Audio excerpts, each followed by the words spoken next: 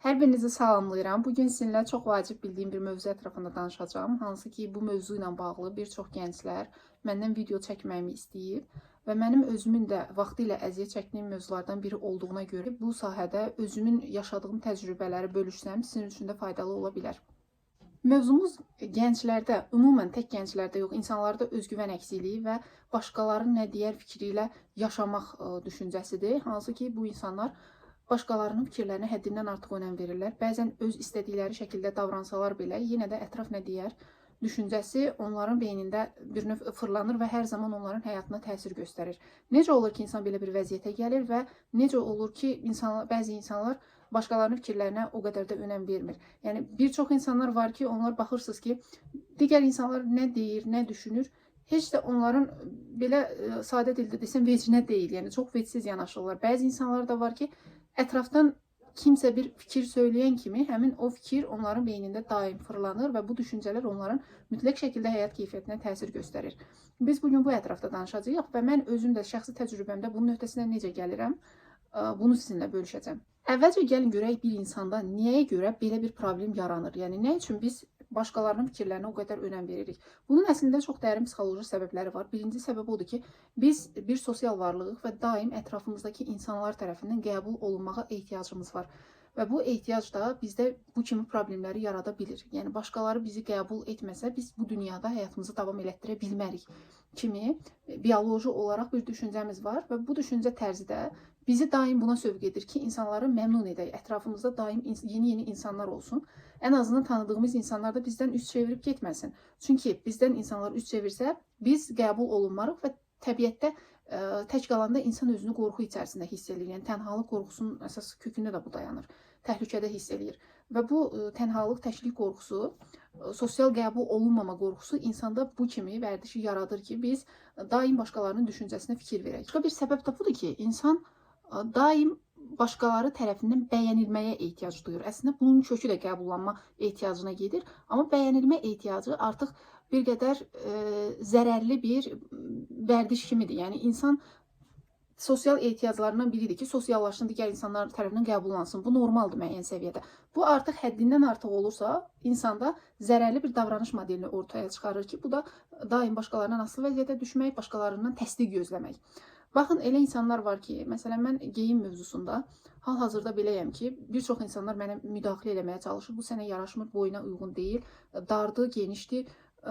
İnsanların fikrinə o qədər də önəm vermirəm. Ola bilər ki, kiminsə fikrini soruşum, daha çox güvəndiyim, bilsəm ki, o insan həqiqətən çox zövqlü geyimlər geyinir, onun kənardan baxış bucağı mənim üçün maraqlı olur. Amma kimsə mənə fikir bildirsə ki, ay sənin bu geyimin pisdir, yaxşıdır, təşəkkür eləyib sadəcə yoluma davam edir. Amma bir çox insanlar var ki, onlar o həddə gəliblər ki, təsdiq almadan nəyisə geyinmirlər və yaxud da nəyisə almırlar.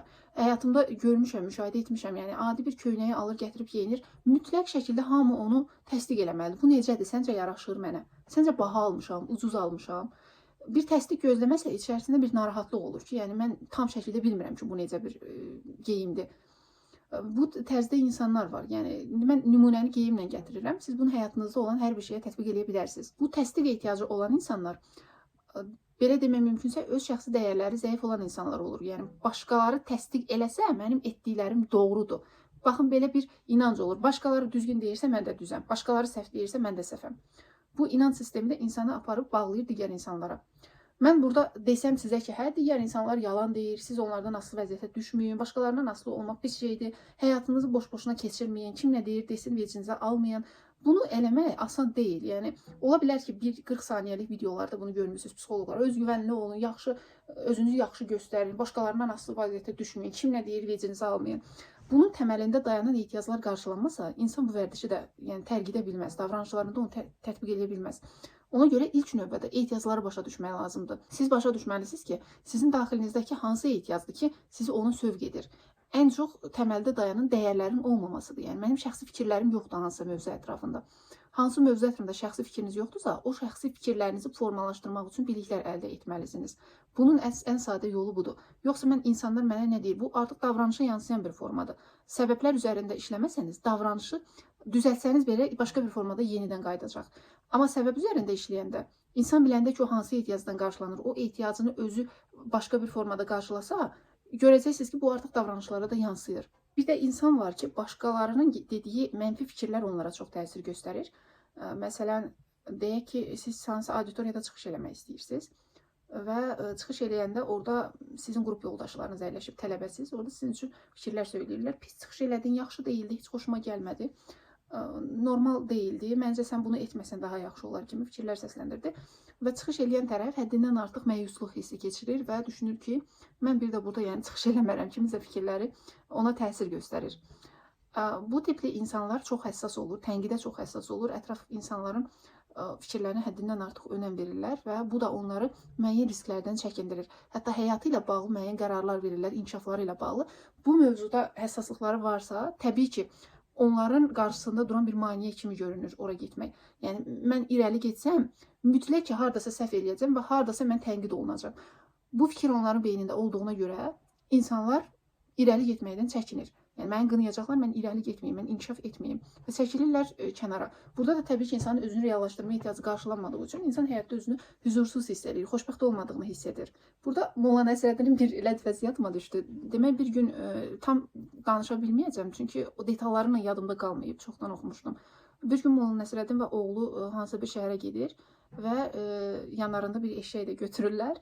Birinci dəfə Molla Nəsrəddinlə oğlu oradan keçəndə eşəyin belində Molla Nəsrəddin olur və kənardan cəmaət baxıb deyir ki, sən özün çox böyüksən, yəni eşəyə niyə sən minmirsən, oğlu minməli idi. Növbət dəfə keçəndə Molla Nəsrəddin düşür, oğlunu eşəyə mindirir.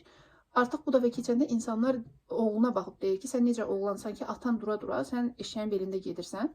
Üçüncü dəfə keçəndə ikisi də minir.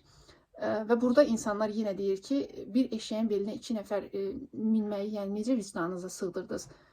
Sonuncu dəfə keçəndə artıq Molla Nəsrəddin eşəyi belində aparır. Onda da insanlar gülüşür ki, yəni Molla Nəsrəddinə bax, eşəyə minmək əvəzinə belində aparır, yəni onu ələ salırlar. Yəqin ki, buradan mahiyyətindən aydın oldu ki, nə demək istəyirəm. Siz hansı pozisiyada olsanız belə, ətrafınızda sizin üçün danışan insanlar olacaq. Burada baxış bucağımızı dəyişmək çox vacibdir. Mən indi sadalayacağım hansı nöqteyi nəzərdən yanaşmalıyıq. Düzdür, insan öz daxilindəki ehtiyaclarını fərqinə varmalıdır, özünü müəyyən qədər dəyişdirməlidir ki, kim nə deyirsə təsirə məruz qalmasın. Amma bəzən kənara olan baxışı bucağımızı da dəyişmək bizim problemimizi həll edə bilər. Digər bir səbəb də insanın özünün daxili dəyərlərinin tam formalaşmamasıdır. Baxın, mən yeniyetməlik dövründə olanda mənim geyimimə çox müdaxilə edirdilər. Yəni, məsələn, özüm hündürboy olmuşam və arıq olduğuma görə müdaxilə edirdilər. Bunu geyinmə yaraşmır, köynək geyinmə, şalvar geyinmə, dar geyinmə. Kim nə deyirdisə, mən ona çox fikir verirdim. Yəni, kimsə mənə kənardan müdaxilə eləyən kimi, bu köynək sənə yaraşmır, tez onu dəyişmək istəyirdim ki, yəni həqiqətən də bu mənə yaraşmır. Çünki obyektiv bir baxış bucağım yox idi. Mənim geyim haqqında təsəvvürüm formalaşmamışdı. Və buna görə öz dəyərim, öz zövqüm yox idi ki, mən özüm də kənardan özümü dəyərləndirə bilim. Bir insanın hansısa bir mövzu ətrafında xüsusi fikirləri, dəyərləri yoxdursa, o insan mütləq ki, başqalarının fikirlərindən asılı olur. Və biz bunda zamanla özümüzdə formalaşdırmalıyıq ki, daha doğrusu biz bunu özümüzdə formalaşdırmalıyıq ki, digər insanların da fikirlərindən asılı vəziyyətdə olmayaq. Yəni, obyektiv bir dəyərləndirməmiz yoxdursa, öz baxış bucağımız yoxdursa, məcburi şəkildə insan yönəlir ki, başqaları görəsən nə düşünür bu haqda. Yəni, mən onların fikrinə baxım, onların fikri əsasında bunu dəyərləndirim. Çünki biz özümüz bilmirik, nəyi düz edirik, nəyi səhv edirik. Təkcə bu geyim mövzusuna bağlı deyil. İnsan var, öz qərarlarını təsdiq etməkdə çətinlik çəkir. Yəni, hansısa bir həyatınla bağlı qərar vermək istəyir, başlayır başqalarından məsləhət almağa. Sən bu haqda nə düşünürsən?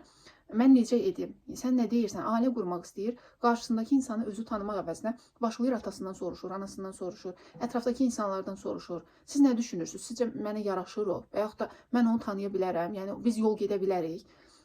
Öz şəxsi dəyərləri yoxdur bununla bağlı. Öz obyektiv baxış bucağı yoxdur. Bunu məsləhətlə qarışdırmayın. Yəni bir insan özündən daha təcrübəli insanlardan məsləhət ala bilər. Amma yenə də öz obyektiv dəyərləndirməsi olmalıdır. Tutaq ki, mənim özüm də psixologiya sahəsinə başlayanda çox şey bilmirdim. Yəni təcrübəmdə çox səhvlər edirdim. Mənim öz dəyərli müəllimim sağ olsun, yəni mən ondan bir çox şeyləri öyrəndim və bütün bilmədiyim sualları ona verirdim və onun cavabını da özüm təhlil etməyə çalışırdım. Görəsən burada düz deyir, müqayisə edirdim. Bu o demək deyil ki, biz qarşımızdakı insan bizdən təcrübəlidir deyə daim onun təcrübələrinə qulaq asıb onunla getməliyik. Xeyr, belə bir şey də yoxdur. Bizim özümüzün tənqidi yanaşma tərzimiz olmalıdır. Yəni kimsə mənə bir fikir bildirirsə, mən kimləsə məsləhət alıramsa, yenə onun məsləhətini təhlil etməliyəm ki, bu həqiqətən doğru deyil. Bəlkə o insanın məqsədi başqadır, niyyəti başqadır. Bəlkə o məni öz dünya görüşündən yönləndirməyə çalışır, bilərəkdən və yaxud da bilməyərəkdən. Buna görə öz obyektiv dünya görüşümüzün, düşüncə tərzimizin olması vacibdir. Bir məqamı da qeyd edeyim ki, bir insan sizə tənqidi yanaşanda, nəyisə deməyə çalışanda, orada bir stop eləyib, baxın görün o nə dərəcədə obyektiv və reallığa uyğundur. Məsələn, kimsə sizə deyə bilər ki, mənə tutaq ki, şəxsi təcrübəmdə yeniyetmə vaxtı deməyim, hardasa 19-20 yaşlarımda müdaxilə edirdilər geyimimlə bağlı, həddindən artıq müdaxilələr olurdu. O zaman mən universitetin 3-cü kursunda olardım, yəni təxminən. Ki, sənin qrup yoldaşların çox zövqlü geyinir, sən niyə bu şəkildə geyinirsən? Mən həmişə rahatlığa qaçan bir insan olmuşam. Düzdür, müəyyən səviyyədə geyim zövqüm olduğunu deyə bilərəm, amma rahatlıq mənim üçün ən birinci sıralardadır. Təmizlik və rahatlıq. Orada nəyisə uyğunlaşdırmaq, nəyisə balanslaşdırmaq və ya da xüsusi stil formalaşdırmaq bu öz yerində, amma rahatlıq olmasa bunlar mənim üçün ikinci plandadır. Həmişə bununla bağlı iradlar bildirirdilər və mən də yeniyetmə olduğuma görə, yeniyetmə təfəkküründə olduğuma görə insanların fikri ilə kimsə mənə ağ köynək al deyəndə gedib ağ köynək alırdım, qara şalvar al deyəndə eyni onların dediyi tərzdə alıb o şəkildə də geyindirirdim. Yəni düşünün ki, insan başqaları mən hansı qaba boşaldırdısa mən o qabın şəklini almağa çalışırdım. Burada indi durub dayanmaq lazımdır. Onların dediyi nə dərəcədə doğrudur, nə dərəcədə obyektivdir. Mənim bu köynəyim pisdirsə, mənə kənardan deyirlərsə o pisdir, mən kənardan özüm, yəni hadisənin şahidi kimi durub baxmalıyam. Nə dərəcədə obyektivdir. Yəni o nəfərdən buna neçəsi tutaq ki, yaxşı deyər, neçəsi pis deyər. Bu insanın dediyi hardan qaynaqlana bilər? Onun özü bəlkə geyimlə bağlı ümumiyyətlə zövqü yoxdur və yaxud da onun özü bununla bağlı çox tənqidə məruz qalıb, ona görə məni tənqid etməyə çalışır. Durub bunu düşünəndə görürük ki, həqiqətən onun dediyi obyektiv deyil. Bizim düşüncələrimiz haqqında fikir bildirirlər. Sən düz düşünmürsən, sən səhv danışırsan, sən bunu düzgün eləmirsən. Onu bizə deyəndə o insanı yenə də durub dayanıb obyektiv yoxlamaq lazımdır. Həqiqətən o düz deyil. Mənim nitqimdə bu kimi problemlər var. Bunu səhv dedim, bunu düz dedim. Yəni buna yanaşmaq lazımdır. Baxın, məndə olur arada. Çünki mən Azərbaycan dilində artıq kitablar oxumuram deyə, başqa dillərdə olur. Nitqimdə hiss edirəm ki, geriləmə olur. Yəni danışan zaman sözləri unuduram, səsləri fərqli tələffüz edirəm. Daha sonra olur ki, sözləri səhv yazıram orfoqrafik cəhətdən. Baxmayaraq ki, ilk təhsilim filologiyada olub, yəni orfoqrafiya qaydaları, orfoepiya qaydaları, bunların hər biri bizə öyrədilib. Amma zamanla insan bunu belə deyim, tətbiq eləmədikcə yaddan çıxır. Bu çox normal bir haldır. Yəni əvvəllər mən bunu kompleks edirdim ki, hansı hərfi səhv yazaram və bu qeyri-peşəkar bir görüntü verər. Amma indi elə düşünmürəm. Zamanla hər şey dəyişir, mənim oxuduğum kitabların dili dəyişir və mən burada səhv etməyim ehtimalı yüksəkdir. Sağ olsun mənim izləyicilərimdən çox səmimi olanlar var. Orada mənə şəxsidə yazıb bildirirlər ki, bu sözü orada səhv demisiniz və ya da səhv yazmısınız. Yəni bunu çox normal qəbul edirəm. Yenə də araşdırıb baxıram ki, həqiqətən bu sözün yazılışı budur, yoxsa budur. Ondan sonra mən qərar verirəm ki, bu sözü bu şəkildə deməliyəm. Birbaşa mənə bildirsələr ki, siz bu sözü səhv demisiniz. Mən onun dediyi tərzdə getmirəm. Çünki ola bilər ki, o qarşımdakı da insandır. Yəni o da səhv edə bilər və yaxud da nəyisə səhv bilə bilər. Sizdə də obyektiv reallıq olmasa, qarşınızdakı insanın manipulyasiyasına, onun dediyi fikirlərə açıq olacaqsınız. Obyektiv reallığa fokuslanmaq burada vacibdir. Bu birinci danışdığım o etirazlar məsələsindəki dəyərlərin formalaşdırılmasıdır əslində. Yəni siz öz dəyərlərinizi formalaşdırırsınız. Mənim zövqüm nədir? Mənim baxış bucağım nədir? Mən nə düşünürəm? Bunu formalaşdıranda kənar fikirlər sizə o qədər də təsir göstərmir. Düşünün ki, siz özünüz üçün bir qab yaradırsınız və özünüz su kimi təsəvvür eləsəniz, o qabın şəklini alırsınız. Kənardan gələn heç bir qabın şəklinə uymursunuz. Yəni kimsə sizə nəsə fikir bildirsə belə, yenə öz formanızda olduğunuza görə o sizə təsir göstərmir. Bir də bu tip insanlar var, daim ətrafdakı mənfi şeyləri görürlər. Yəni belə deyim, o insanlara hansı tip insanlar deyəcəyimi bilmirəm. Çünki hər tip insanın biraz qarşılığı var onlarda. Depressiv tip demək olar. Həyatı qara görən insanlardır. Həmişə stəkanın boş tərəfdən baxırlar. Düşünün, baxın, mən burada sizə nə göstərim? Tutaq ki, telefon göstərirəm. Bu telefonun normal bir insan bunu müsbət tərəfində görə bilər, məsələn, mənfi tərəfində görə bilər, deyə bilər ki, bunun ekranında biraz çat var və yaxud da bunun kabrosunda bəyəndiyim hissələr də var, bəyənmədiyim hissələr də var. Biraz, məsələn, şəffaf olsa daha yaxşı olardı və yaxud da açıq olsa daha yaxşı olardı. Buradakı müsbət və mənfi tərəfləri obyektiv şəkildə deyə bilirlər. Bir var ki, pozitiv insanlar, onlar buradakı mənfi cəhətləri belə görməkdən çəkinirlər. Yəni, reallığı görmək istəmirlər sanki. Bir də var ki, tamamilə negativ insanlar və o insanlar daim negativlərə fokuslanırlar və buradakı pozitivi belə görə bilmirlər. Yəni, bunun müsbət tərəfləri də var, amma onu müşahidə etmək bacarığı yoxdur bu insanlarda. O insanlar da həmişə tənqid etməyə meyilli olurlar və bu insanlardan da ehtiyatlı olun. Baxın, görün, o digər insanların da 100% ehtimalla həyatına dırnaqarası burnunu soxur. O insanların fikirlərini ümumiyyətlə önəmsəməyin. Yəni orada obyektiv reallığa baxın və yaxud da nəsə edim, yox. Baxın görün o depressiv tipdirsə, ümumiyyətlə nə fikir söyləsə belə, sanki söyləməmiş, yox kimi hesab edin. Çünki onlar reallığı tam şəkildə görə bilmirlər. Mövzuyla bağlı düşünürəm ki, yetərincə məlumat verdim öz təcrübələrim haqqında və sizin nə edə biləcəyinizlə bağlı.